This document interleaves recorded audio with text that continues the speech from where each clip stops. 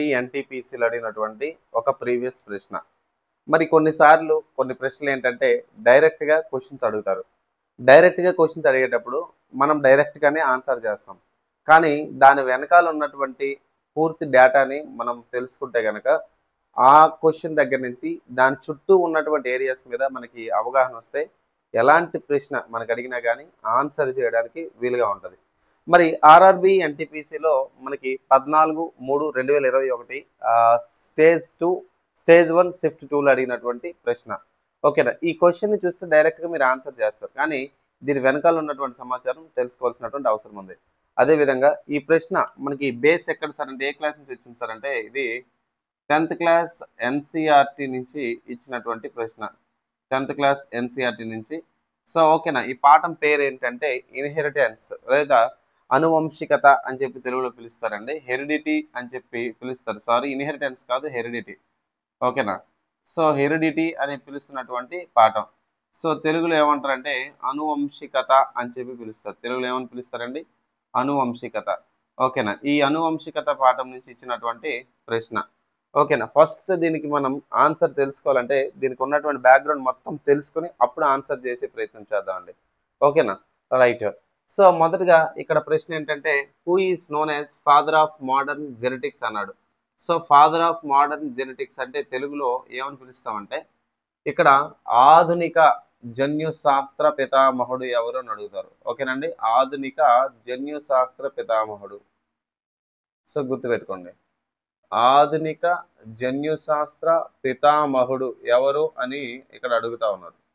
ఓకేనా, సో మీకు already answer తెలిసి ఉంటుంది. మీకు కనుక ఆన్సర్ తెలిస్తే కామెంట్ బాక్స్లో ఎవరు ముందు ఫస్ట్ కామెంట్ చేస్తారో చూద్దాం, ఆన్సర్ చేసేదానికి ప్రయత్నించండి. ఓకేనా, సో దీనికన్నా ముందు దీని బేస్ అంతా తెలుసుకొని అప్పుడు దీనికి ఆన్సర్ చేసే ప్రయత్నం చేద్దామండి. ఓకేనా, సాధారణంగా మీరు ఎప్పుడైనా గమనించండి, ఏదైనా ఒక జీవి నుంచి ఓకేనా ఒక ఆర్గానిజం నుంచి కొత్త ఆర్గానిజం లేదా కొత్త జీవి ఏర్పడేటప్పుడు రెండు కేసెస్. ఒకటి ఏంటంటే అలైంగిక ప్రత్యుత్పత్తిలో అంటే సెక్సువల్ రీప్రొడక్షన్లో కొత్తగా ఏర్పడినటువంటి జీవి అనేది సేమ్ తల్లి జీవులాగా సమానంగా ఉంటుంది, అంటే ఒకేలా ఉంటుంది అనమాట. కానీ లైంగిక ప్రత్యుత్పత్తిలో అంటే సెక్సువల్ రీప్రొడక్షన్లోని ఏర్పడినటువంటి కొత్త జీవి అనేది ఏదైతే ఉందో ఇది ఒకేలా ఉండదు, గుర్తుపెట్టుకోండి. అంతేనా కదా? ఫర్ ఎగ్జాంపుల్ మానవులు లేదా మనం తీసుకుందాం, మనం యాజ్ ఇట్ ఈజ్ ఫాదర్లాగా యాజ్ ఇట్ ఈజ్ మదర్లా ఉన్నాం. ఇద్దరి యొక్క లక్షణాలు కూడా మనకు వస్తాయి అన్నమాట.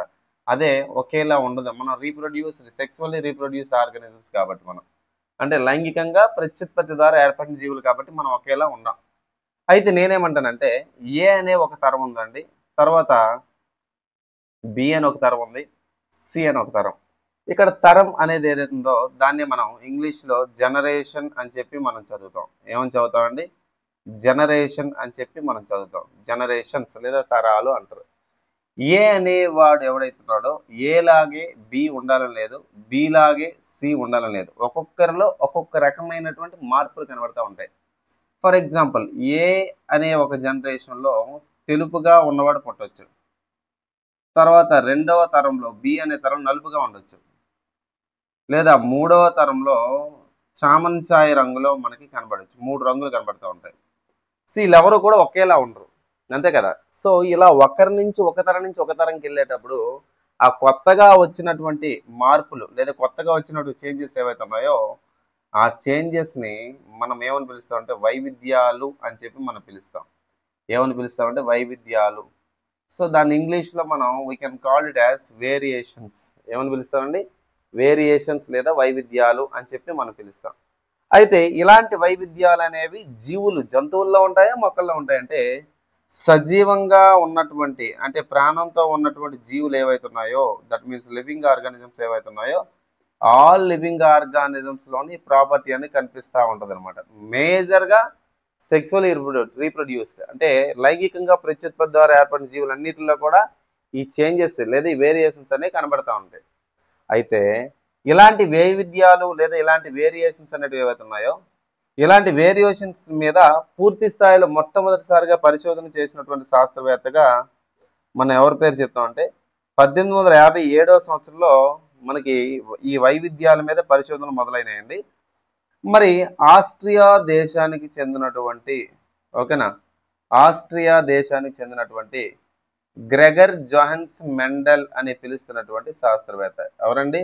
గ్రెగర్ జోహన్స్ మెండల్ అని పిలుస్తున్నటువంటి శాస్త్రవేత్త మొట్టమొదటిసారిగా వైవిధ్యాలను గుర్తించాడు, అంటే వేరియేషన్స్ కనుగొన్నాడు.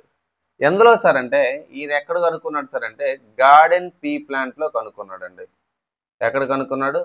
గార్డెన్ పీ ప్లాంట్ అంటారు. గార్డెన్ పీ ప్లాంట్ అంటే తెలుగులో ఏమంటారంటే తోట బఠానీ మొక్క. ఏదండి? తోట బఠానీ మొక్క. ఈ తోట బఠానీ మొక్క ఏదైతే ఉందో ఈ తోట బఠానీ మొక్క మీద మొట్టమొదటిసారిగా పరిశోధన చేశారంట. దాదాపుగా ఈయన 10,000 మొక్కలకు పైగా 10,000 మొక్కలకు పైగా రీసెర్చ్ అనేది చేయడం జరిగింది. ఈ 10,000 మొక్కల మీద రీసెర్చ్ చేసిన తర్వాత ఆ మొక్కల్లో అండి కొన్ని తరాలను గమనిస్తే కొన్ని జనరేషన్స్ లో గమనిస్తే 7 రకాల లక్షణాలు అనేవి రెగ్యులర్ గా రిపీట్ అవుతా ఉన్నాయన్నమాట. రెగ్యులర్ గా రిపీట్ అవుతున్నాయి. ఒక తరం నుంచి ఒక తరం, ఒక తరం నుంచి ఒక తరంకి వెళ్తుంటే 7 రకాల లక్షణాలు కనబడ్డాయి. ఆ లక్షణాలని మనోడు ఏమని పిలిచాడంటే కంట్రాస్టింగ్ క్యారెక్టర్స్ అని చెప్పి పిలిచాడు అనమాట. ఏమని పిలిచాడండి? కంట్రాస్టింగ్ క్యారెక్టర్స్. అంటే ఏం లేదండి, ఈ మొక్క మీద పరిశోధన చేసినప్పుడు 10,000 మొక్కల మీద పరిశోధన చేసిన ఒక తరం నుంచి ఒక తరం, ఇంకొక తరం నుంచి ఒక తరంకి వెళ్ళేటప్పుడు 7 రకాల లక్షణాలు రెగ్యులర్ రిపీట్ అవుతున్నాయి ఒక జనరేషన్ తర్వాత ఇంకో జనరేషన్. ఫర్ ఎగ్జాంపుల్ పుష్పం యొక్క రంగు, అంటే ఈ ఫ్లవర్స్, ఈ చెట్టు యొక్క ఏదైతే గార్డెన్ పీపుల్ దీని యొక్క పుష్పాలు ఏవైతే ఉన్నాయో వీటి కలర్లో కొన్నిసార్లు కొన్ని ఫ్లవర్స్ ఒక తరంలో పర్పుల్ అని, మరొక తరంలో వైట్ అని, అదేవిధంగా ఇందులో ఉన్నటువంటి సీడ్ అంటే బఠానీ గింజ ఏదైతే ఉందో కొన్ని సందర్భాల్లో అది రౌండ్గా ఉండడం, కొన్ని సందర్భాల్లో అది రింకిల్డ్ నత్తలు నత్తలుగా కనబడడం, ఇలా రకరకాల క్యారెక్టర్స్ కనబడ్డాయి. ఇలా 7 రకాల కంట్రాస్టింగ్ క్యారెక్టర్స్ కనుక్కున్నవాడు ఎవడంటే గ్రెగర్ జోహన్స్ మెండల్. అర్థమైందా? అదేవిధంగా మనోడు ఏం చేశాడంటే ఈ క్యారెక్టర్స్ అనేటివి ఏవైతే ఉన్నాయో ఈ క్యారెక్టర్స్ ఎప్పుడు కూడా 2 రకాలుగా ఉంటాయి అన్నాడండి. ఏంటి? ఫర్ ఎగ్జాంపుల్ ఒక గులాబీ తీసుకుందాం, ఓకేనా? ఒక గులాబీ పుష్పం లేదా గులాబీ పువ్వు తీసుకుందాం. గులాబీ పువ్వు తీసుకున్నప్పుడు దీని యొక్క రంగు ఎలా ఉండాలి? ఎరుపు రంగులో, బాగా డార్క్ రెడ్ లో ఉంది, ఓకేనా? అదేవిధంగా ఇది పెద్ద పుష్పం ఉందన్నమాట, కానీ దీని యొక్క జీవిత కాలం అనేది తక్కువ కాలం ఉంది మిగతా పుష్పాలతో పోలిస్తే. చిన్న పుష్పాలు అయ్యింది సంవత్సరం ఉంటే పెద్ద పుష్పాలు అయ్యింది కూడా 3 నెలలు ఉంటాయి అనుకున్నాం. అందుకే మనోడు ఏం చెప్పాడంటే ఈ 2 రకాల లక్షణాలు, ప్రతి ఒక్కరికి ఒక పాజిటివ్ ఉంటుంది, ఒక నెగిటివ్ ఉంటుంది అనమాట. అదేందా 2 రకాల లక్షణాలు ఉంటాయి అనమాట. అందులో డామినెంట్ బాగా కనిపించే క్యారెక్టర్ ఏదైతే దాన్ని క్యాపిటల్ టీతోని, ఓకేనా, బాగా డామినేట్, ఈ క్యాపిటల్ టీని మనం ఏమని పిలుస్తాం? డామినేట్ అని పిలుస్తాం, లేదా డామినెంట్ క్యారెక్టర్ అంటారు.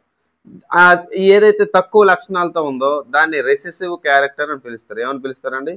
రెసెసివ్ క్యారెక్టర్ అని పిలుస్తారు. ఒక డామినెంట్ అని, ఒక రెసెసివ్ అని. అర్థమైందా? డామినెంట్ అని, రెసెసివ్ అని క్యారెక్టర్ చూపిస్తారు.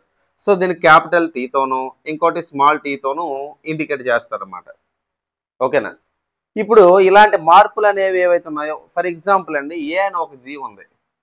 ఈ జీవిలో క్యాపిటల్ టీ లక్షణాలు ఉన్నాయి, స్మాల్ టీ లక్షణాలు ఉన్నాయి. ఈ 2 కలిపి ఒక జీవి. ఈ 2 లక్షణాలు కలిగినటువంటి ఒక జీవి ఉంది. అర్థమైందా? సో ఇది ఇంకో తరం ప్రొడ్యూస్ చేసినప్పుడు దాంట్లో కూడా ఇంకేమైనా కొత్త మార్పులు వస్తాయి, వాటిని కూడా వేరియేషన్స్ అంటారు. ఏమంటారండి? వేరియేషన్స్ అంటారు. ఫర్ ఎగ్జాంపుల్ ఏ అనే తరంలోనే మనకి ఏ అనే ఒక మొక్క తీసుకుందాం, దాంట్లో ఇలా 2 లక్షణాలు ఉన్నాయి. ఇంకొక మొక్క తీసుకుంటే అదే మొక్కలు ఇంకొక ఫ్లవర్ తీసుకుంటే ఇలా 2 లక్షణాలు ఉన్నాయి. అంటే ఒక పుష్పంలో క్యాపిటల్ టీ స్మాల్ టీ ఉంది అనుకుందాం, ఇంకో పుష్పంలో క్యాపిటల్ టీ ఉంది. దీన్ని క్రాస్ చేయాలండి, ఎప్పుడైనా గుర్తుపెట్టండి. Capital T, okay, capital T ఉంది క్రాస్ చేసినప్పుడు. సో క్యాపిటల్ టీ వచ్చింది. ఎప్పుడైనా 2 సమానమైన క్యారెక్టర్స్ వచ్చినప్పుడు దీని యొక్క రిజల్ట్ ఒకటే వస్తుంది అనమాట, capital T. Small T, capital T ఉంది మళ్ళీ, ఓకేనా? స్మాల్ టీ ఉంది, క్యాపిటల్ టీ వచ్చింది, రెండో రిజల్ట్. స్మాల్ టీ ఒకటి వచ్చింది, క్యాపిటల్ టీ ఒకటి వచ్చింది, క్యాపిటల్ టీ ఒకటి, క్యాపిటల్ టీ. ఇప్పుడు మనం గమనించినప్పుడు ఈ 2 క్రాస్ అవగా కొత్తగా వచ్చిన రిజల్ట్ లోని ఏమైందంటే ఇది డామినెంట్ క్యారెక్టర్ కనబడింది, ఇక్కడ మిక్స్డ్ క్యారెక్టర్స్ కనబడ్డాయి అనమాట. దీని మీద కొన్ని లెక్కలు ఉంటాయి, రేషియోస్ బేస్డ్ ఉంటాయి అనమాట. అవన్నీ మనం డిస్కస్ చేస్తే ఈజీగా మీకు అర్థమవుతుంది అనమాట. సో ఇలా క్రాస్ చేస్తూ ప్రతి దాంట్లో కూడా వేరియేషన్స్ కనుక్కుంటూ వచ్చారన్నమాట. ఎవరు? Gregor Johann Mendel. అదేవిధంగా తోట బఠానీ మొక్కని తీసుకోవడానికి గల కారణం ఏంటి అంటే దీంట్లో ద్విలింగ పుష్పాలు ఉంటాయి. దీంట్లో ఏముంటాయండి? ద్విలింగ పుష్పాలు అనేవి ఉంటాయి. అంటే బైసెక్సువల్ ఫ్లవర్స్ అనేటివి మనకు కనిపిస్తాయి. ఏమని కనిపిస్తాయండి? బైసెక్సువల్ ఫ్లవర్స్ అంటే పుష్పంలోని ఆడ మరియు మగ భాగాలు ఏవైతే ఉన్నాయో లైంగిక భాగాలు రెండు ఉంటాయి. ఫీమేల్ అండ్ మేల్ పార్ట్స్ అనేవి ఈ ఫ్లవర్లో ఉంటాయి. రెండు ఒకే దాంట్లో అనేది ద్విలింగ పుష్పం అంటారు. అదేవిధంగా దీంట్లో సెల్ఫ్ పాలినేషన్ జరుగుతుంది, స్వపరాగ సంపర్కం అనేది జరుగుతుంది. అంటే వేరే పుష్పం మగ పుష్పం ఒక పుష్పంలో ఉన్నట్టు మగ భాగాలన్నీ కూడా దాంట్లో ఉన్నట్టు పుప్పు ట్రైన్ లేదా పొలిన్ గ్రెయిన్స్ అన్ని మళ్ళీ ఇంకో ఫ్లవర్లో ఇవన్నీ ఉండవు, ఒకే ఫ్లవర్లో జరిగిపోద్ది అనమాట. సో సెల్ఫ్ పాలినేషన్ జరుగుతుంది. దాంతో పాటుగా ఇది ఒక వార్షిక మొక్క, దాన్ని మనం ఏమని పిలుస్తాం, యాన్యువల్ ప్లాంట్ అని పిలుస్తాం. వైడ్ ఈ so called annual plant. Annual plant అని ఎందుకంటే వార్షిక మొక్క అని. వార్షిక మొక్క అంటే ఏంటంటే దీని యొక్క జీవితకాలం అనేది 1 సంవత్సరంలో మొత్తం పూర్తి అయిపోద్ది అనమాట. అంటే పరిశోధన చేసేదానికి ఈజీగా ఉంటుంది అనమాట. సో ఇలాంటి క్యారెక్టర్స్ ఉన్నటువంటి ఈ మొక్కని సెలెక్ట్ చేయడం ద్వారా మనోడు వేరియేషన్ కనుక్కున్నాడు. ఇప్పుడు ఇది వరకు చాలా మంది శాస్త్రవేత్తలు ఉన్నారు, కానీ ఈయన పూర్తి స్థాయిలో వైవిధ్యాలను పూర్తి స్థాయిలో పరిశోధన చేసేందుకు గాను ఈయనకి ఏమని పిలిచారంటే, ఈ పరిశోధనలన్నీ చేసేందుకు గాను ఆధునిక జన్యు శాస్త్ర పితామహుడు అని పేరు పెట్టారు. ఏమని పేరు పెట్టారండి? ఆధునిక జన్యు శాస్త్ర పితామహుడు అని చెప్పి పేరు పెట్టడం జరిగింది. దాన్ని ఫాదర్ ఆఫ్ మోడర్న్ జెనెటిక్స్ అంటారు. అర్థం. ఇప్పుడు ఫాదర్ ఆఫ్ మోడర్న్ జెనెటిక్స్ కి మనం ఆప్షన్స్ తీసుకుంటే, ఒకటి జేమ్స్ వాట్సన్ అన్నాడు. జేమ్స్ వాట్సన్ అండ్ క్రిక్, వీళ్ళు పిలిచిన ఇద్దరు ఎవరైతే ఉన్నారో డిఎన్ఏ మీద పనిచేస్తారు, మీకు తెలుసు. రెండోది గ్రెగర్ జోహాన్స్ మెండల్. సో ఇప్పుడు మనం చెప్పుకున్నటువంటి శాస్త్రవేత్త. So right answer B. మరి మిగతా 2 ఆప్షన్ పరిస్థితి ఏంటి? సి ఆప్షన్ రాబర్ట్ బ్రౌన్ అన్నాడు. రాబర్ట్ బ్రౌన్ అంటే ఏంటంటే వీడు కణాన్ని కనుక్కున్నాడు. ఏ కణం కనుక్కున్నాడు? సజీవ కణమా నిర్జీవ కణమా? కామెంట్ బాక్స్ తెలియజేయండి. అంటే లివింగ్ సెల్ కనుక్కున్నాడా, నాన్ లివింగ్ సెల్ కనుక్కున్నాడా కామెంట్ చేయండి. Option D Rosalind Franklin. ఈ ఫ్రాంక్లిన్ అన్నాడు డిఎన్ఏ మీద పరిశోధన చేసేదానికి కానీ వీళ్ళకి నోబెల్ ప్రైజ్ కూడా ఇవ్వడం జరిగింది. ఎవరికి? వాట్సన్ అండ్ క్రిక్ కి, ఫ్రాంక్లిన్ కి, మోరిస్ అనే శాస్త్రవేత్తలకు. ఓకేనా? విల్కిన్సన్ అనే వాడికి. ఇలా కొంతమందికి నోబెల్ ఇచ్చారు. అయితే ఈ క్వశ్చన్కి సంబంధించిన ఆన్సర్ తీసుకుంటే ఏమొద్దండి ఆన్సర్? Gregor Mendel. క్వశ్చన్కి సంబంధించిన ఆన్సర్ ఏంటి? Gregor Mendel. సో ఎప్పుడైనా ఒక క్వశ్చన్ సాల్వ్ చేసినప్పుడు మనం దాని యొక్క బ్యాక్గ్రౌండ్ పూర్తిగా తెలుసుకుంటే ఆన్సర్ చేసేదానికి వీలుగా ఉంటుంది. బ్యాక్గ్రౌండ్ తెలుసుకోకుండా ఇదే బిట్ డైరెక్ట్గా మీరు చదువుకుంటే సరిపోద్ది. కానీ దీని బ్యాక్గ్రౌండ్ అంతా తెలుసుకుంటే ఆన్సర్ చేసేటప్పుడు సబ్జెక్ట్ అంతా మనకు గుర్తొస్తుంది. దీని మీద అప్లికేషన్ క్వశ్చన్ ఎప్పుడు ఇచ్చినా ఈజీగా ఆన్సర్ చేయగలుగుతాం అనమాట. అర్థమైందండి? ఓకేనా? Right. Thanks for watching this video. Thank you very much. ఓకేనా? సో ఈ వీడియో నచ్చినట్టయితే లైక్ చేయండి, షేర్ చేయండి. మీ ఫ్రెండ్స్కి మరికొంతమందికి ఇది కొంచెం షేర్ చేస్తే వాళ్ళకు కూడా ఉపయోగపడుతుంది అనమాట. ఓకేనా? ఇలాంటి వీడియోస్ కావాలంటే మన ఛానల్ని సబ్స్క్రైబ్ చేయండి. ఓకేనా? Thanks for watching this video. Thank you very much.